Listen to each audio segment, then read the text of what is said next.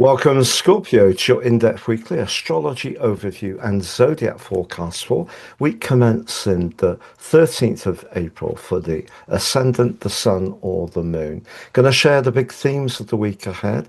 Then on screen, your adventure on Monday. Always provides an influential backdrop for the whole of the week. I'll then go through each of the influences frame by frame to give you a clear picture of what you can expect in terms of your energy, work, relationships, and finances.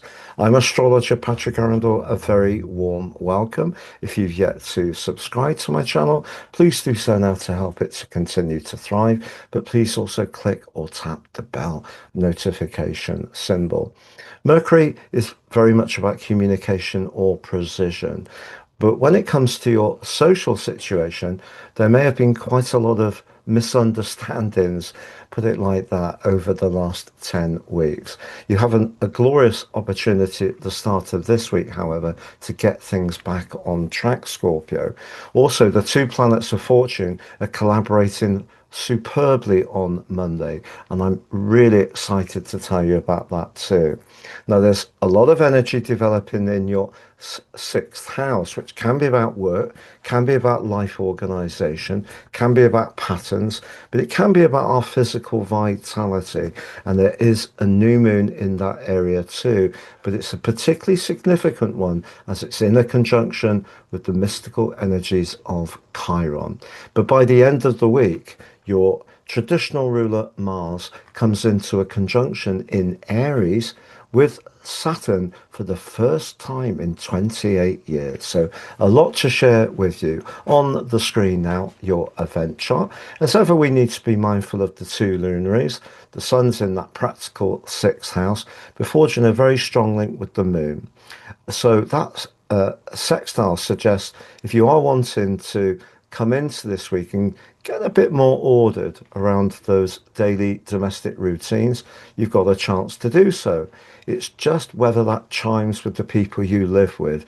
The moon's in a square with the restless Uranus.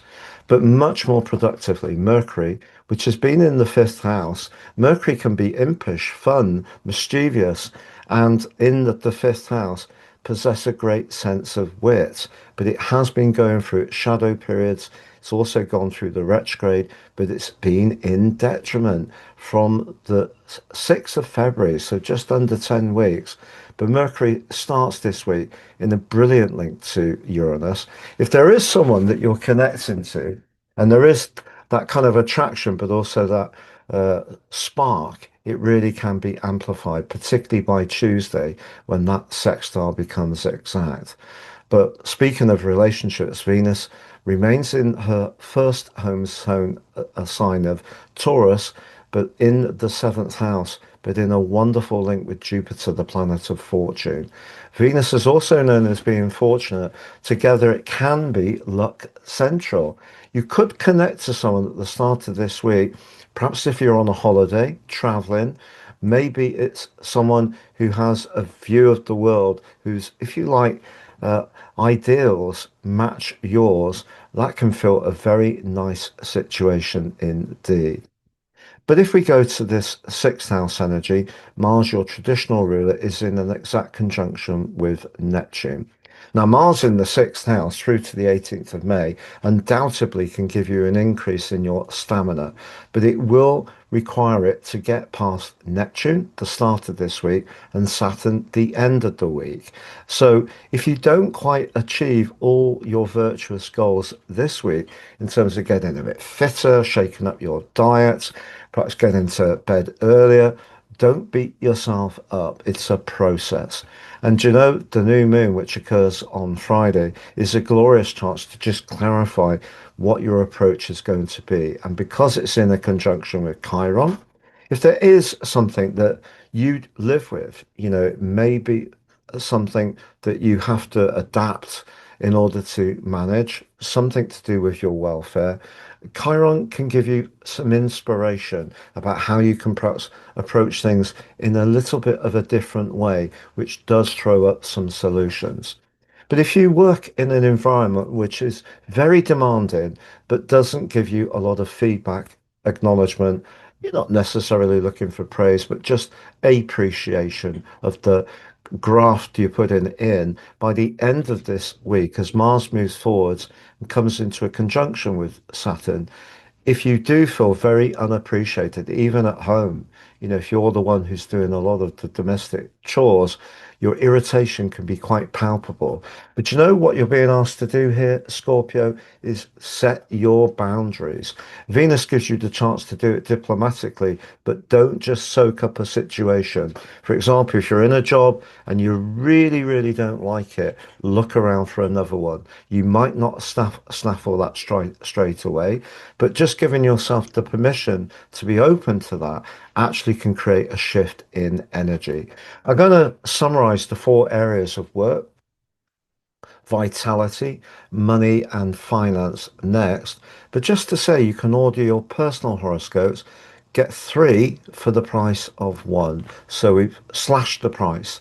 The reason I've done this is because there is generally a lot of belt tightening going on with everyone's personal finances because of world events, but also I genuinely and passionately want you to enjoy this more technical astrology, which can help you to understand your personal life journey better, but also time your future moves at the right moment. Please see below for more. That's three for the price of one.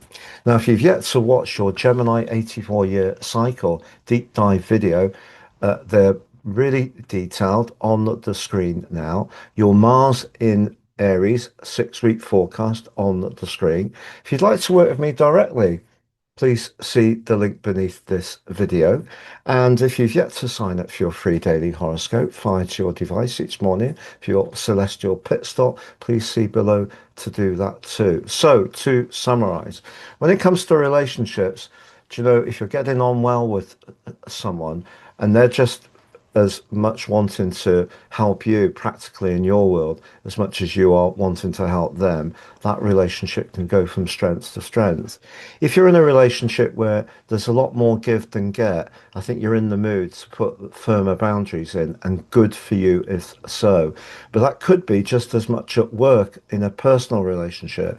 So you've got a lot of energy in that sixth house, but that can see you transform your energy positively. But this week is probably more of the transition, getting all your information, getting it clear, and then setting your intentions with the new moon. And then over the following month, you can see a breakthrough and improvement. And in terms of finance, well, Venus and Jupiter together are very much about good fortune. So there may be something you're discussing with someone, and it may be a collaborative situation that does give you a sense of possibility. And because Mercury's in the fifth house of speculation, linking very strongly to Uranus, if it's a bit different or it requires you to do something in a fresh way, do be open to it. It could work out well for you. It's been a pleasure being with you, Scorpio. All the best. Take care and goodbye.